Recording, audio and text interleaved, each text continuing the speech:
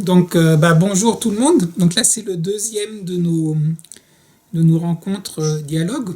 Donc, on a fait un petit travail à nouveau sur la respiration. Cette fois-ci, on a plus travaillé en fait sur la respiration avec le ventre, hein, la respiration diaphragmatique.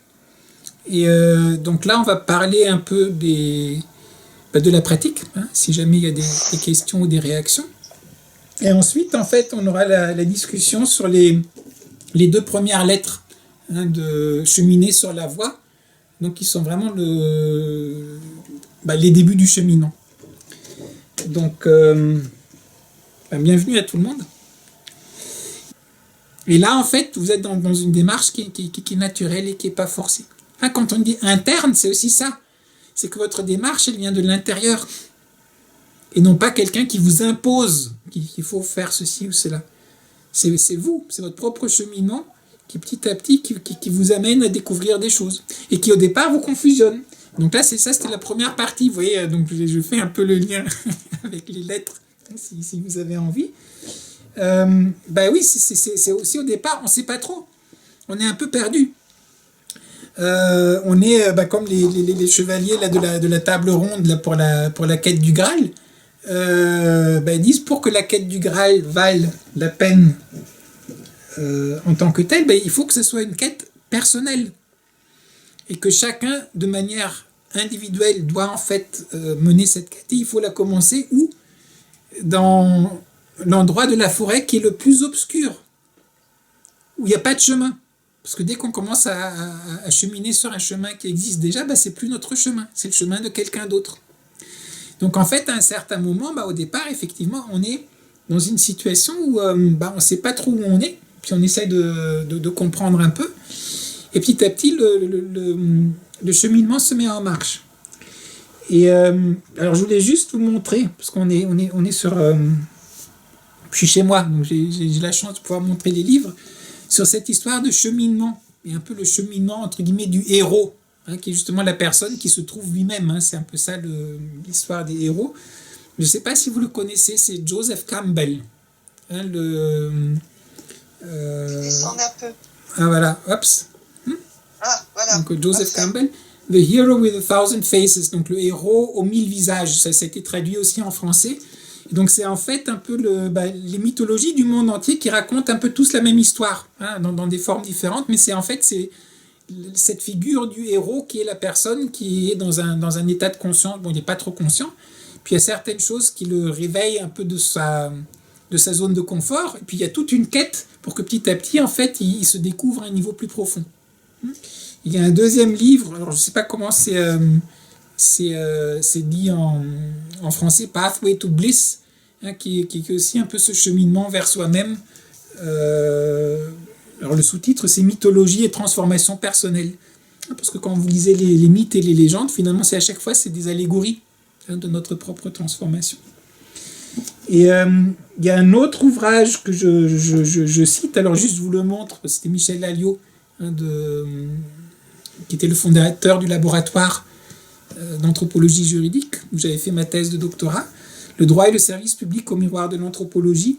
Et c'est de lui que j'ai tiré ce petit extrait, hein, des gens qui jouent aux cartes dans un tripot. Et puis il y a les joueurs du bridge qui regardent les joueurs de poker en pensant qu'ils ne savent pas jouer parce qu'ils ne jouent pas selon les règles du bridge. Puis petit à petit, il y en a un qui commence à comprendre qu'il joue un autre jeu. Et après, il commence à comprendre que si on veut comprendre l'autre jeu, il faut apprendre les règles. Et qu'après, c'est pas uniquement qu'il faut apprendre les règles, mais qu'il faut aussi en fait pratiquer le jeu pour vraiment pouvoir connaître le jeu. Donc en partie, en fait, tout le cheminement sur les arts ou même la découverte de la respiration, au départ, il y a plein de choses. On ne sait pas ce qui est important, on ne sait pas ce qui est important, on ne sait pas exactement qu'est-ce qui vient en premier ou comment procéder. Donc on est un peu dans une certaine confusion. Et la seule chose qui nous guide, c'est notre curiosité interne, entre guillemets, qui nous fait avancer. Qu'est-ce que vous en pensez de tout ça?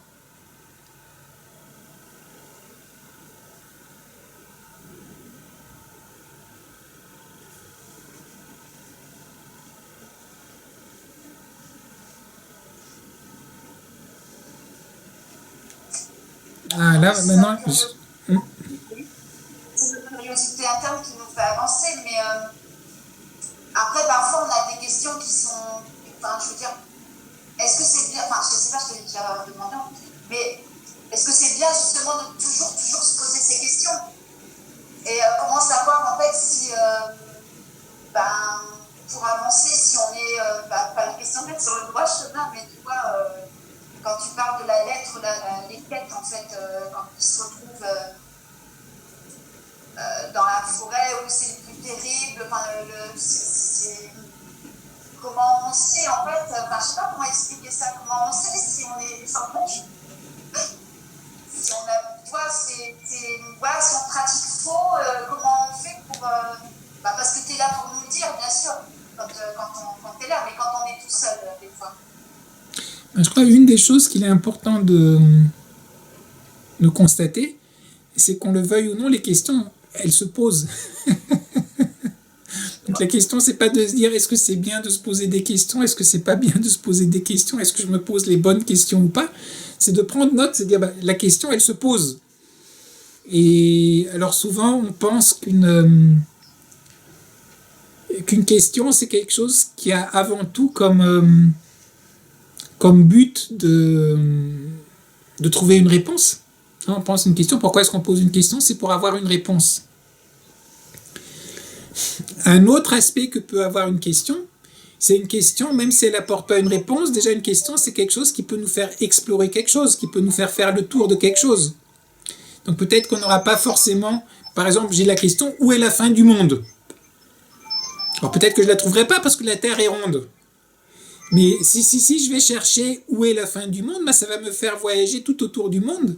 Donc je pourrais dire après coup, j'ai pas trouvé de réponse sur ma question, mais en fait ça m'a fait faire tout un cheminement, tout un voyage sur le monde entier, qui est magnifique. Et donc il m'a appris en fait d'autres choses que ce que j'avais en fait au départ entreaperçu. L'autre chose, c'est que parfois certaines questions, elles, comment dire, elles se posent.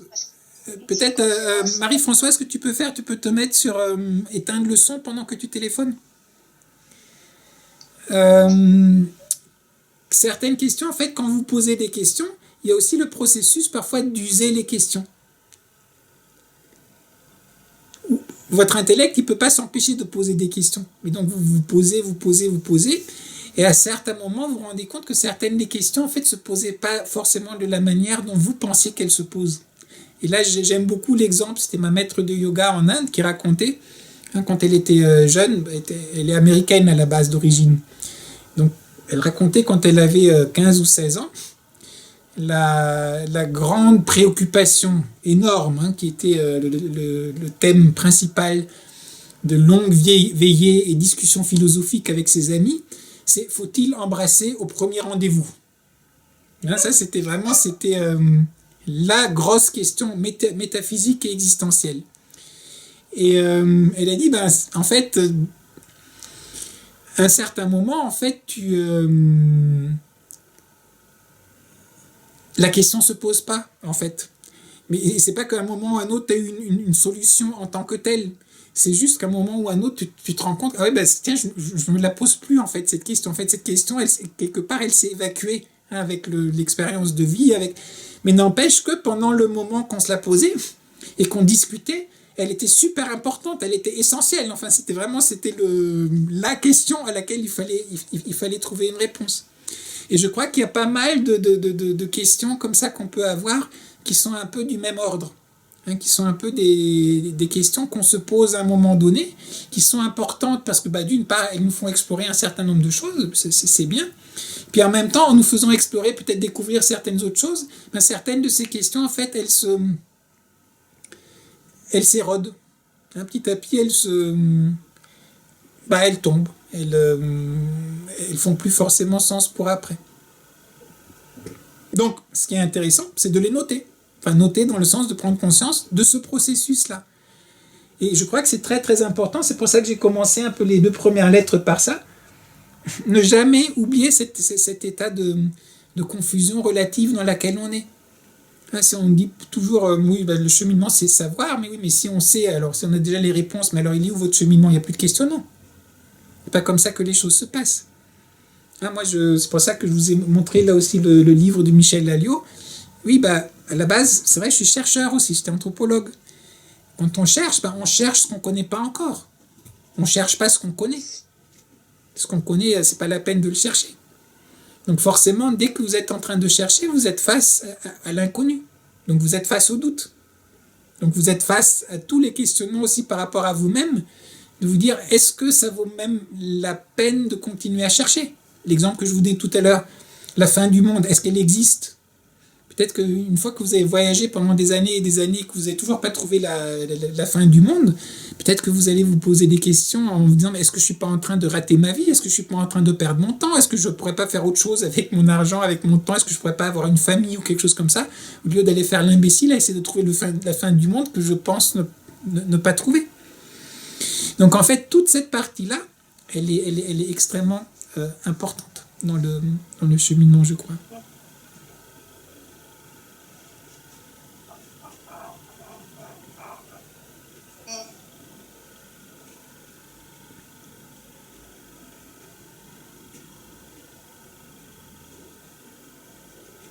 Après, j'avais une autre question, mais qui n'avait rien à voir avec ce qu'on vient de parler. Vas-y.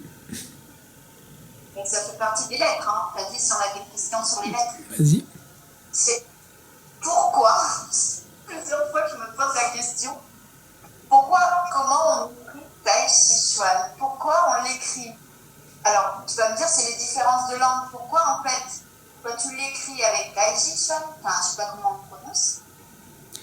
C'est les caractères chinois, c'est toujours les mêmes. Hein, c'est Tai Chi Chuan, enfin, c'est les caractères chinois.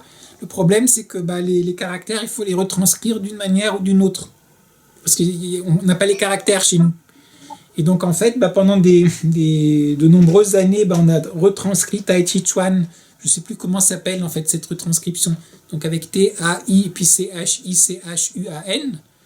Et je crois que c'est dans les années 80, je ne sais plus exactement, qu'il y a le gouvernement chinois qui a mis en œuvre, en fait, une transcription officielle qui est le pinyin. Et donc en pinyin, ça s'écrit T-A-I-J-I et puis loin Q-U-A-N. C'est juste, quand vous regardez dans d'autres retranscriptions, à l'époque où ça s'était pas encore standardisé, c'était encore, il y avait même d'autres manières de retranscrire certains mots, certains noms.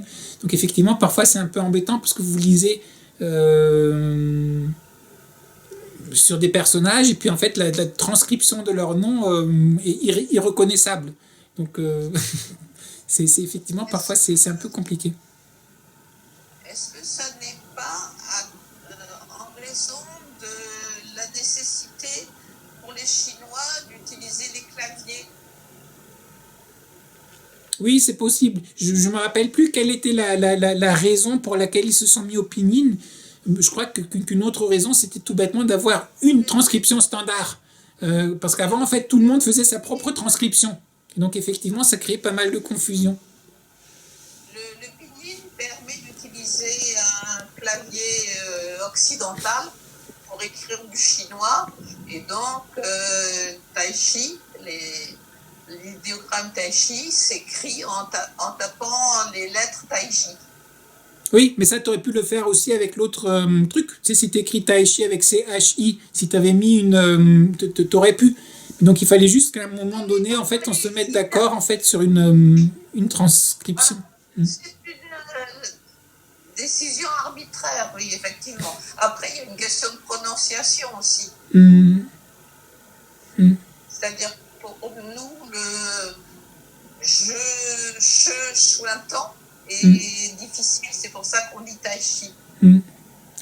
Juste une seconde, ce que je vais faire, je déconnecte et je vous renvoie la nouvelle adresse pour qu'on ait encore 10 minutes, parce que là, dans 30 secondes, ça va s'arrêter. À tout de suite. Donc, pour répondre à ta question, Alexandra, de manière très précise, donc c'est juste une histoire de choix. Et en fait, comme l'association de François, donc l'association bretonne de Tai Chi Chuan, elle a 40 ans. Donc, à l'époque, la manière d'écrire, c'était Tai Chi Chuan. Et donc, ça fait 40 ans qu'il avait utilisé cette manière-là d'écrire. Et donc, c'est pour ça, en fait, qu'il continue à écrire de cette manière-là. D'accord. D'accord, merci.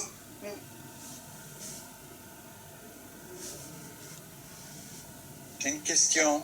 Oui.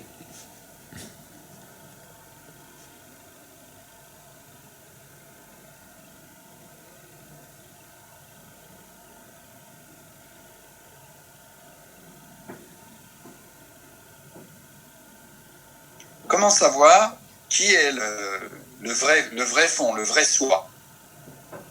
Oula. Comment savoir qui est le vrai fond, le vrai soi? Ça, c'est une grande question. On raconte, c'est une image qui est beaucoup utilisée en fait en Inde. Ils disent que l'être humain, en fait, c'est un peu comme un oignon. C'est que tu épluches, t'enlèves, et à chaque fois t'enlèves une couche, t'as une autre couche derrière. Puis t'enlèves,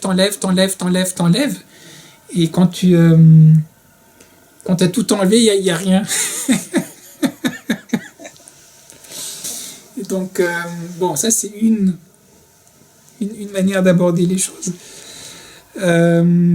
De manière plus pratique, donc à nouveau dans la tradition indienne, il y a deux grandes approches philosophiques, mais quand je dis philosophique, il faut bien comprendre que ces deux approches, pas de philosophique intellectuelle uniquement, mais de pratique, d'exploration vraiment concrète. Donc on se dit qui suis-je?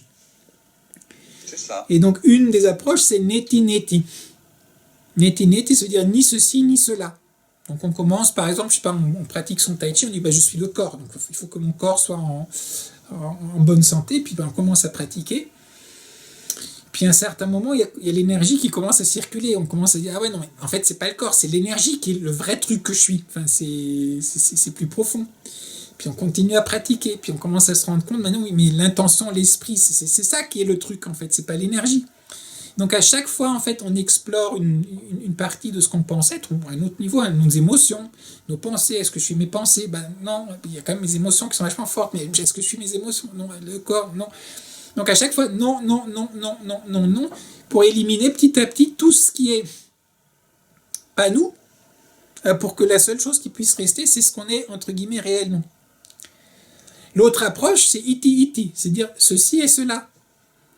Donc oui, je suis le corps, c'est vrai, je suis le corps, c'est vrai. Mais attention, mais je suis aussi l'énergie, mais je suis aussi... Donc c'est deux voies complètement opposées, mais finalement l'une essaye de se dégager des attachements partiels qu'on peut avoir sur certains aspects de nous-mêmes, et l'autre, il fait la même démarche en disant je pensais être uniquement ça, mais je suis bien autre chose encore. Donc... vers quoi ça pointe ces deux approches? D'une part, elle pointe à nouveau vers ce fameux verset que je ne sais pas si tu as eu le temps de lire le Tao Te Ching finalement, depuis la dernière fois que tu nous as montré. Oui.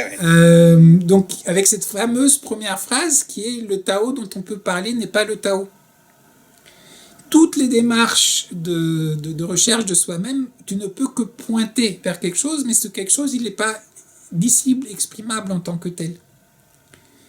Donc, tant que tu ne l'as pas goûté, entre guillemets, tu ne sauras pas, et probablement au moment où tu sauras pas non plus, parce que tu ne seras plus là pour le savoir. À notre niveau de travail, je crois qu'une des choses qui est peut-être importante d'observer, c'est qu'il y a au minimum deux grandes tendances qui travaillent à l'intérieur de nous. Je ne sais pas si vous avez entendu cette petite histoire que j'aime bien avec un sage amérindien, apparemment, qui dit à son disciple, il dit à l'intérieur de toi, il y a deux loups qui sont en train de se battre continuellement. Il y a un loup noir et puis il y a un loup blanc. Le loup blanc, il est compassionné, il est ouvert, il est altruiste. Et puis le loup noir, au contraire, il est égoïste, il veut asseoir son pouvoir, il est centré sur lui-même, il est tout ça. Et il pose la question à son élève, il lui dit, alors, entre ces deux loups, donc, qui font partie de nous, chacun a en nous ces deux loups-là, quel est le loup qui va à la fin gagner? Alors, je vous pose la question. Celui que tu vas nourrir. Voilà. Donc celui que tu vas nourrir, il va gagner. Donc, mais ces deux natures symbolisées par les deux loups, hein, donc certains vont appeler la nature plus inférieure ou une nature plus supérieure, on l'a tous à l'intérieur de nous. Et dans une autre lettre, hein, un peu plus tard, mais c'est pas grave, on peut parler maintenant, c'est Swami Vivekananda qui parlait de l'importance d'ouvrir en fait son attachement sur soi-même. Ça, c'est notre tendance inférieure. Toutes ces tendances qui sont moi, me fermer, etc. Ça, c'est votre petit moi, la rikiki, en fait, qui essaye de tout ramener à lui-même. Et là, c'est très limité. C'est très déconnecté de ce qu'il y a autour. Et puis l'autre aspect qu'on a de nous-mêmes, c'est au contraire, c'est celui qui s'ouvre à tout. Hein, que ce soit au niveau intellectuel, au niveau émotionnel, au niveau d'interagir avec les autres. C'est au contraire, c'est cette partie, on va dire, supérieure ou plus ouverte.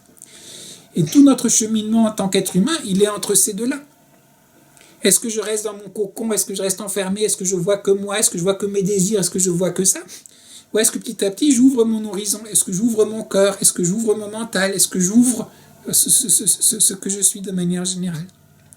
Et si petit à petit, effectivement, alors, on commence à cheminer sur cette voie-là, peut-être qu'on ne sait pas encore exactement qui on est, mais on commence à avoir une vision un peu plus globale de tout ce qui nous constitue. Hein, c'est comme avec le tai chi. Au départ, peut-être on sent pas trop certaines parties du corps, puis plus on va commencer à travailler, on commence à se rendre compte, il y a un haut, il y a un bas, il y a un devant, un derrière, une droite, une gauche, et on commence à voir comment tout ça, c'est une unité, comment ça fonctionne ensemble. Et de même, en fait, avec le cheminement entre cette, on va dire,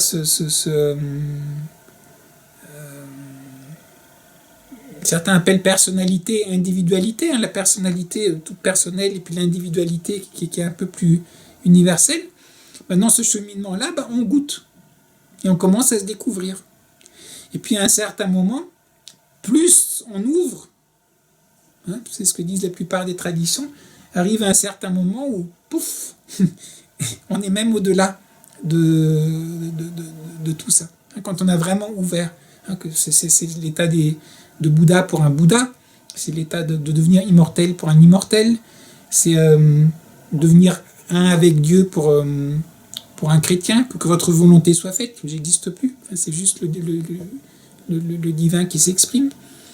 Donc je crois que fondamentalement je te réponds pas vraiment parce que ça reste à mon avis un mystère jusqu'au bout et c'est bien important que ça en reste un.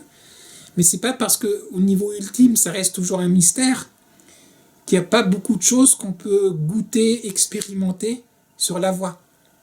Et de se rendre compte que, justement par rapport à ces deux natures, ces deux pôles entre lesquels se situe notre expérience en tant qu'être humain, il y a des choses qui sont plus harmonieuses que d'autres.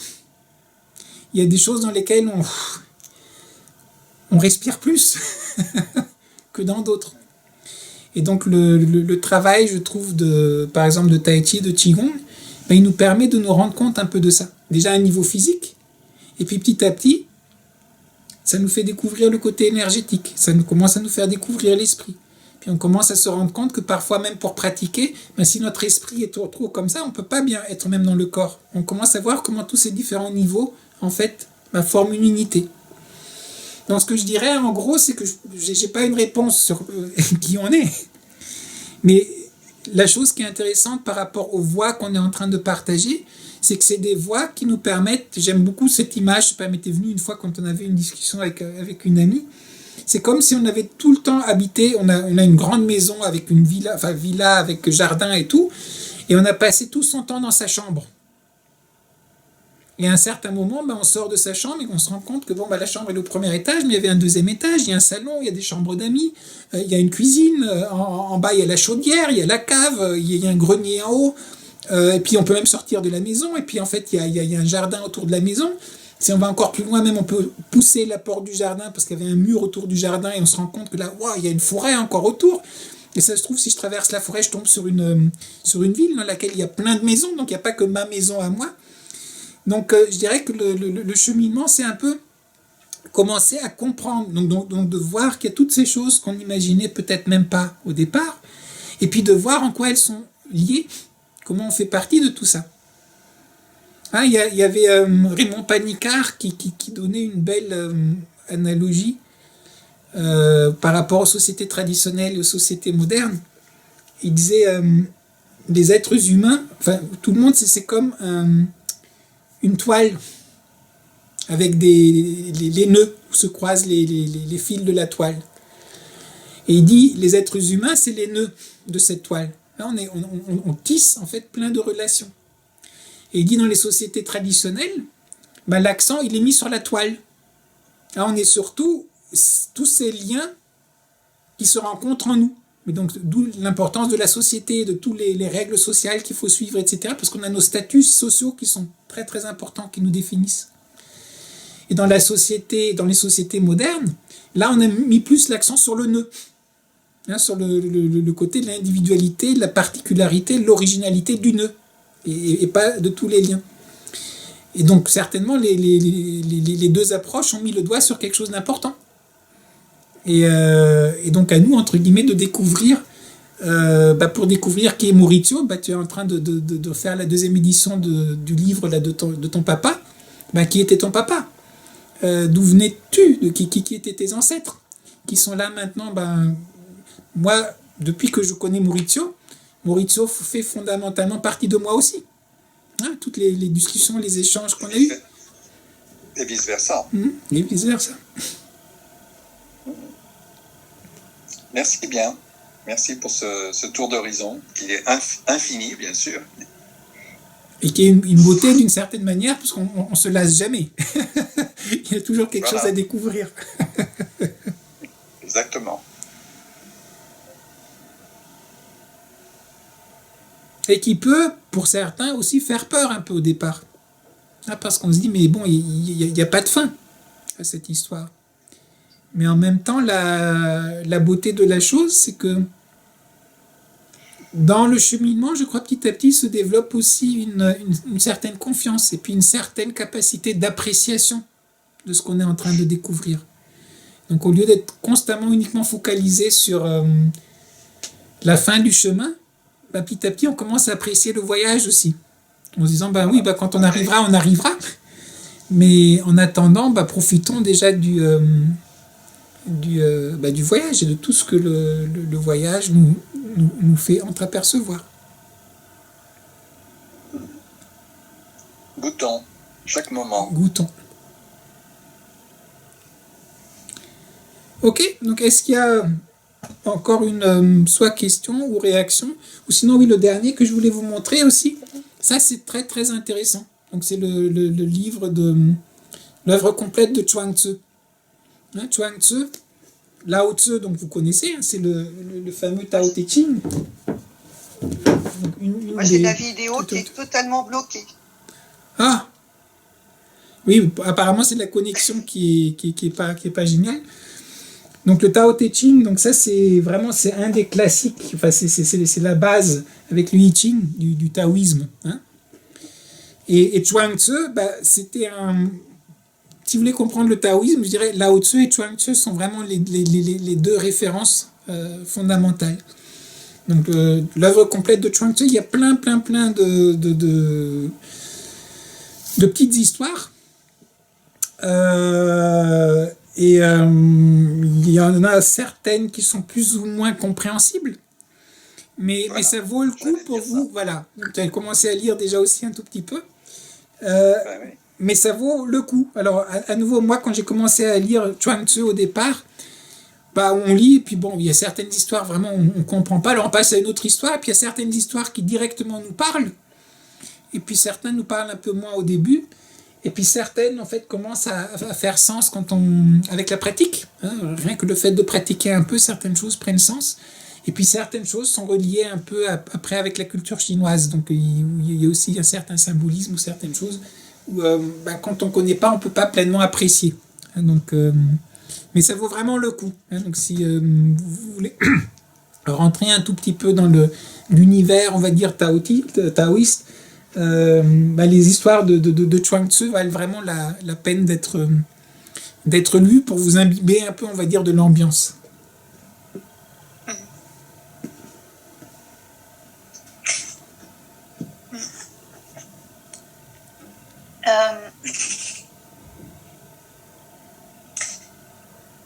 Je voulais savoir, en fait, par rapport, tu sais, sur les lettres, je crois que c'est la deuxième ou la première que tu as écrite. Je voulais savoir, tu sais, ton expérience que tu as eue à Pékin avec François. Quand tu parles, en fait, que tu t'es aperçu à un certain moment, tu t'es posé plein de questions et que tu t'es aperçu, en fait, toute cette histoire par rapport aux faits qui sont... tu sais, quand tu parles d'un gars qui faisait tout bien et puis quand tu le regardais, tu te posais même des questions par rapport à ta pratique. Juste, est-ce que si tu avais été là-bas à Pékin, est-ce que bah oui, j'imagine que tu t'en serais rendu compte peut-être plus rapidement, enfin, je sais pas, le temps, est-il important, tiens, pour se rendre compte justement de ça? Il y a un maître que j'aime beaucoup. Alors, son maître, à lui, avait pour habitude de répéter trois mots. Il répétait toujours 3 fois. Bon, c'était un maître chrétien. Et lui, il disait le travail, le travail, le travail. Le temps, le temps, le temps.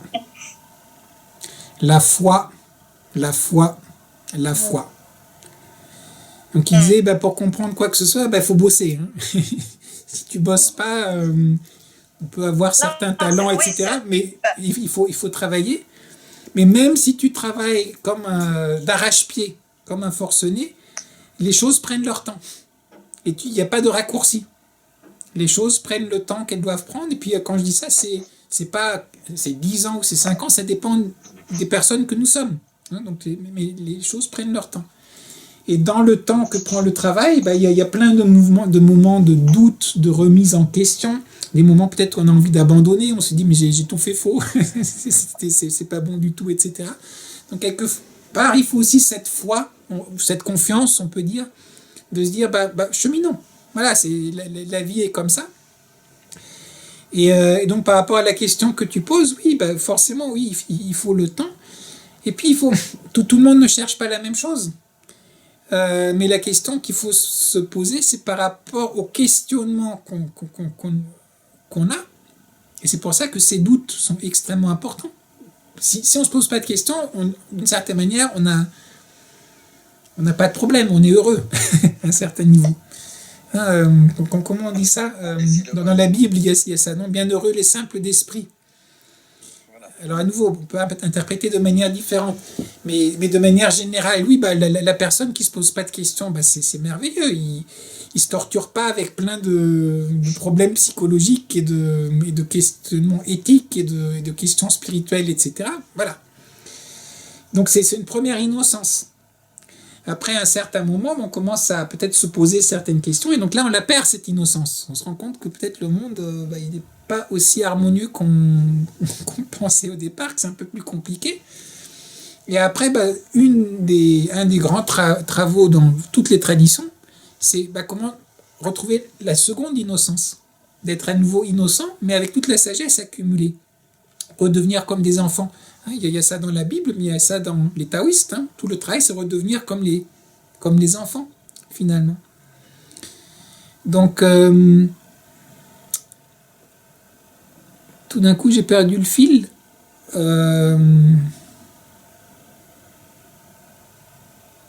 J'étais en train de vous répondre à quoi? En fait, oui, si ça avait été à Pékin, est-ce que ça aurait été différent pour toi dans ton évolution du tai chi?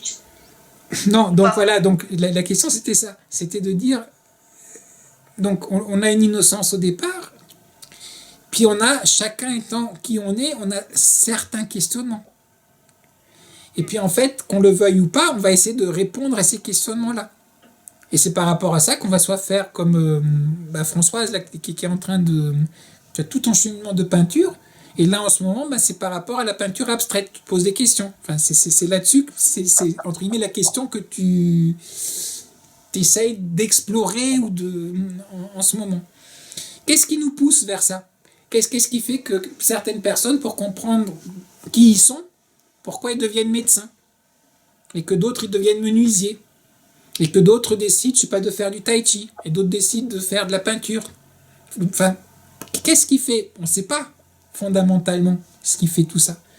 Mais ce qu'il y a, c'est qu'il y a quelque chose qui nous pousse dans une certaine direction pour explorer certaines choses. Et si vous êtes en fait, on va dire, honnête avec vous-même, vous allez vous rendre compte, quand vous allez vraiment approfondir un art donné, ou une voie donnée, ou une science donnée, que les approches, elles peuvent vous satisfaire ou pas. Elles peuvent vous mener jusqu'à un certain point ou pas. Et donc au moment où vous vous rendez compte, non, c'est pas ça que je cherche, il y a un problème, vous allez aller chercher autre part.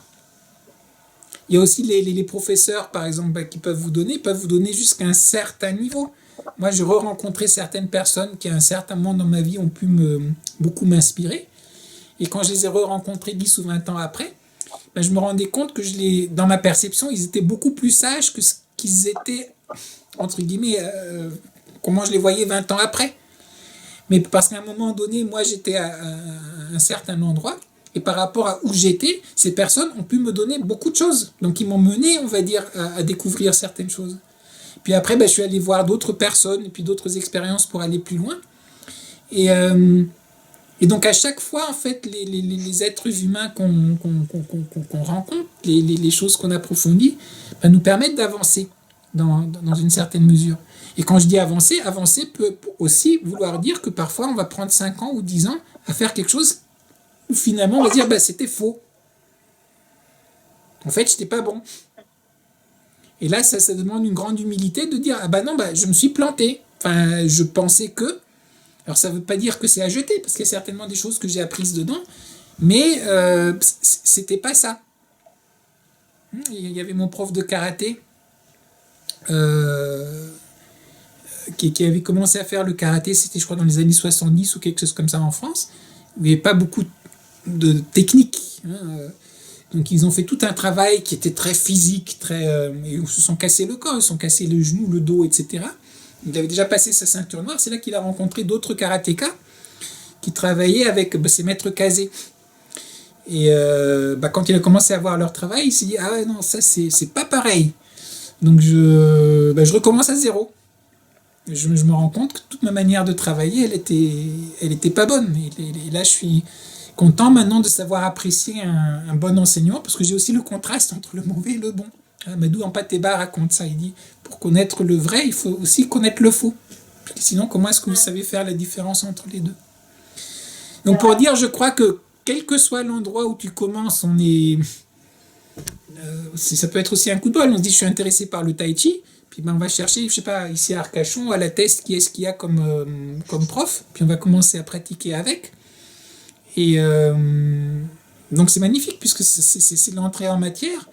Et après, à nous de voir, selon notre évolution, selon l'intention, est-ce qu'on veut faire l'art martial, est-ce qu'on veut faire une recherche à l'intérieur, est-ce que c'est un truc thérapeutique, est-ce que c'est... Il y a différentes dimensions. Et c'est là que petit à petit, en fait, on va d'une part apprendre quelque chose, et puis après se rendre compte est-ce qu'on est bien à sa place ou pas, pour l'instant. Ou est-ce qu'on a besoin d'aller chercher quelqu'un d'autre, en plus, ou à côté, ou carrément de continuer sur notre voie, ou de se rendre compte que finalement, c'était pas le tai chi, mais c'était la danse qui était en fait le truc qu'on voulait vraiment faire.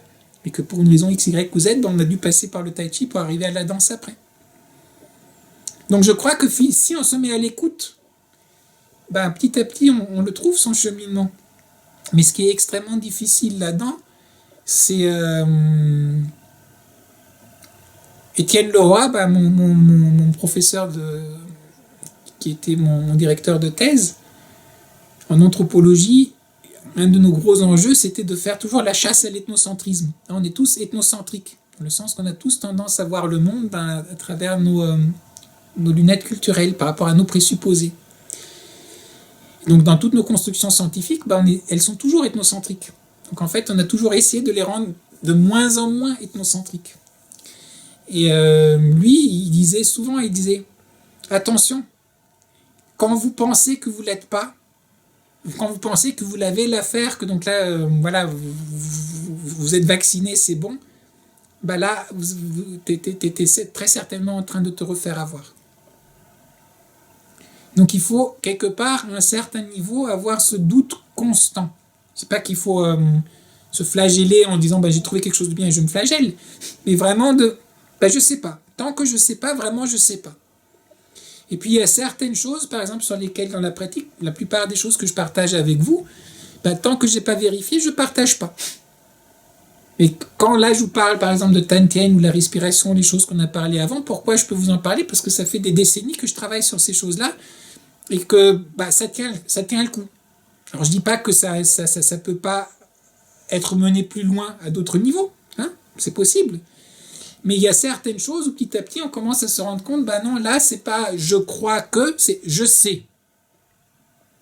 Et quand je dis je sais, ça peut être comme avec la physique newtonienne, on a un système, après il y a la physique quantique qui donne un cadre qui est encore plus englobant, mais c'est pas pour ça qu'en fait ce que disait Newton est faux. Ça fonctionne par rapport à son cadre-là. Et donc par rapport à nous c'est pareil. Donc en fait on chemine, on avance, et je crois que la chose vraiment importante sur cette histoire de travail ou de cheminement interne, il vient de vous le cheminement. Tant que ce n'est pas un cheminement qui vient de vous, il n'est pas interne. C'est pour ça que je donnais cette histoire des chevaliers de la table ronde. Une quête qui est, je fais la quête de, défendre la France ou l'Europe ou un truc comme ça, c'est pas votre quête. C'est au moment où c'est votre quête que la question de Maurizio, là, qui dit oui, mais donc fondamentalement, genre, on est qui? C'est quoi être soi? Voilà, moi je peux pas répondre. La seule personne qui peut répondre à Maurizio, qui est Maurizio, c'est entre guillemets, on va dire, c'est lui-même. Enfin, c'est à lui de trouver. Moi, je peux trouver d'une certaine manière ce qu'est Christophe. Et en trouvant ce qu'est Christophe, je trouverais peut-être en partie ce qu'est aussi Maurizio. Mais n'empêche qu'on est tous dans ce cheminement qui est... alors, on peut avoir des compagnons, on peut échanger, etc. Mais fondamentalement, chacun est responsable de cheminer tout seul. C'est bien que tu poses ce genre de questions, parce que moi, ça fait longtemps que je me pose la question sur les caricatures.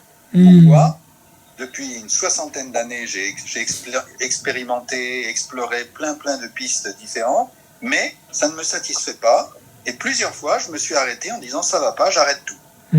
Et donc là, j'en suis encore à ce stade. Qu'est-ce qui m'arrête? Qu'est-ce qui m'empêche d'avancer? Il y a un truc qui bloque, tu vois, quelque part. Parce que je suis pas content, finalement, de tout ce que je fais. Mais tu sais, il y a quelque chose... Alors, il y a deux parties de la réponse, mais vous voyez dans les lettres là, de François, à chaque fois, c'est son éditorial. Il dit « On pense quelquefois qu'une absence de quelques semaines, voire de quelques mois, est préjudiciable à la pratique du Tai Chi Chuan et du Qigong.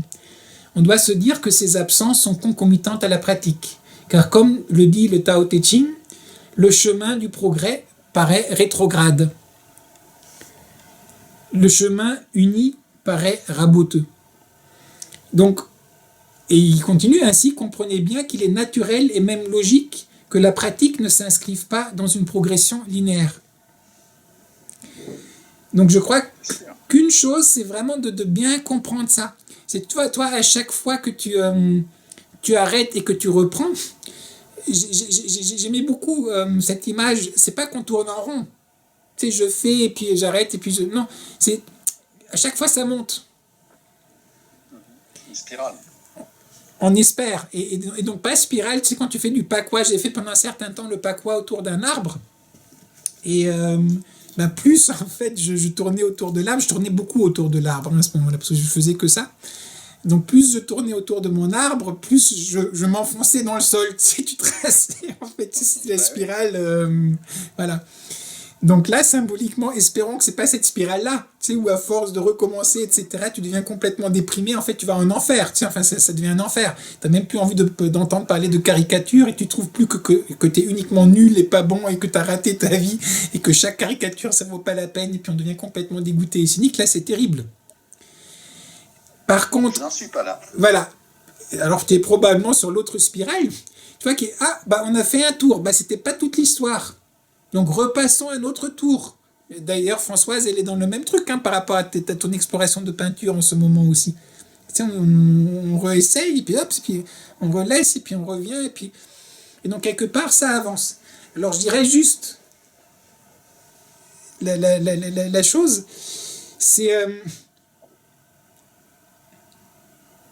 dans un art qu'on pratique, il y a une partie qui est effectivement l'art qu'on peut toujours perfectionner. Il y a toujours d'autres dimensions qui sont là. Mais après, n'oubliez jamais l'artiste. Toi, Maurizio, t'es l'artiste. Donc, je crois que l'art nous apprend aussi, à un certain niveau, le lâcher-prise par rapport à ce qu'on fait. Parce qu'en tant qu'artiste, on a une visée vers la perfection. C'est pour ça qu'on s'entraîne, c'est pour ça qu'on pratique. Sinon, on ne le ferait pas. Enfin, quelque part, on veut faire le truc qui est vraiment correct, qui est bien aligné, qui est comme il faut. Et on n'y arrive pas, on y arrive plus ou moins bien. Et je crois, pour moi au moins, une des choses qu'apprend l'art, c'est aussi d'apprendre à accepter la beauté de mon essai imparfait d'aller vers le parfait. Je me dis, ouais, c'est correct. Je dis pas que peut-être là la forme, moi, c'est pas tout à fait ce que je voulais. Là, il pleut tout le temps, je peux pas m'entraîner dehors, mon corps il est pas exactement comme je voudrais, etc. Mais c'est correct. On a fait un bel effort. Voilà, puis j'ai pas à avoir honte de ça. Je peux être, entre guillemets, je peux être fier là, de ce que j'ai fait. Puis je peux le partager avec les autres. Puis c'est un moment de goûter. On déguste, puis c'est bien. Puis on n'a pas à se flageller par rapport à ça. Et je crois que ça, c'est... Donc, un autre mot, c'est le détachement. C'est comment fonctionner entre l'attachement et le détachement. Pour faire quelque chose, il faut avoir l'attachement et la motivation pour le faire, mais tout en gardant le détachement pour qu'on ne devienne pas esclave, en fait, de l'art ou de la voix qu'on est en train de marcher. Je ne sais pas si ça fait sens. Oui, bien sûr, c'est profond, bien sûr, merci. Le détachement, c'est un mot qui me parle beaucoup. Et à nouveau, tout à l'heure aussi, recommencer à zéro. On recommence jamais vraiment à zéro, mais c'est intéressant d'essayer de refaire autre chose ou une autre piste. C'est bien, ça me donne des pistes. Est-ce que je peux intervenir? Bien sûr. Oui, il me semble, ça va être valable pour d'autres domaines, mais que dans le domaine de l'art, où il y a un travail de la main et un travail de l'œil qui à la fois travaille dans le faire, mais il travaille aussi dans le jugement. Et donc, on procède par paliers, c'est-à-dire, il y a des moments où on sent qu'au plan technique, on a atteint un palier et on en éprouve de la satisfaction, mais il se peut que, à ce moment-là, notre capacité de jugement évolue et qu'on se rende compte de nos insuffisances, ce qui nous enclenche dans une nouvelle démarche on revient à travail. Mais ce que je trouve très beau dans ce que dit Françoise, et je crois que c'est une belle manière de terminer parce qu'il nous reste 2 minutes, donc c'est la conclusion, je trouve, qui est idéale, c'est que, oui, la pratique, ce qu'on a parlé la dernière fois, petit à petit, on passe à des paliers, on passe un certain palier, mais la pratique, elle n'est pas extérieure à nous. Quand notre pratique s'affine, en fait, notre outillage s'affine, nos perceptions s'affinent. Donc quand on commence à s'installer un certain palier, nos perceptions commencent à être prêtes pour entreapercevoir le prochain palier. L'aperçu dont tu parles souvent. L'aperçu. Et après, ben, on veut arriver à ce palier-là. Et puis quand on arrive en fait à ce palier-là, ben, petit à petit, on s'est à nouveau transformé. On s'est rendu encore plus subtil, plus subtil. Donc là, toc, à nouveau, il y a un autre domaine qui apparaît. Et après, vous arrivez à la fin. Peut-être tu disais qu'il fallait dessiner les feuilles de bambou hein, au départ pour s'entraîner. Et à la fin, bah, peut-être que ton œuvre finale, ce sera une feuille de bambou, voire uniquement le trait. Parce qu'après, on est pur. On est dans la chose qui est tellement simple, mais qui en même temps qui était la chose fondamentale. Mais pour pouvoir vraiment l'apprécier, on était obligé de faire tout ce détour avec tout ce travail justement de technique, pratique et qui développe. C'est pour ça qu'on parle parfois d'alchimie ou de transformation. C'est que le travail, on dit dans les arts chinois, les techniques petit à petit nous permettent de travailler les principes. Et quand on commence à travailler sur les principes, ben les principes en fait transforment la substance. Donc en fait, c'est à travers l'art que petit à petit on se transforme soi-même. Et après, une fois qu'on est transformé, ben tout ça, ça va s'exprimer, on va dire, de manière naturelle dans notre manière d'être et dans l'art qu'on exerce. C'est un peu abrupt, mais il va falloir que malheureusement je coupe là parce que l'éternel recommencement. L'éternel recommencement. Voilà. Ben, sur ces bons mots, ben, donc recommencez bien d'ici la semaine prochaine.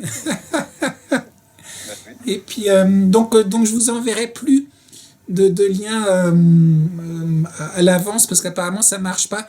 C'est vraiment 5 minutes avant la réunion que je créerai en fait l'événement et que je le posterai sur WhatsApp pour qu'on se connecte. D'accord ? Ok. Merci beaucoup, Christophe. Allez, merci à vous. Merci pour ce partage. Exactement. Allez, Merci bonne semaine. Bonne semaine aussi. Merci beaucoup. Au revoir. Au revoir.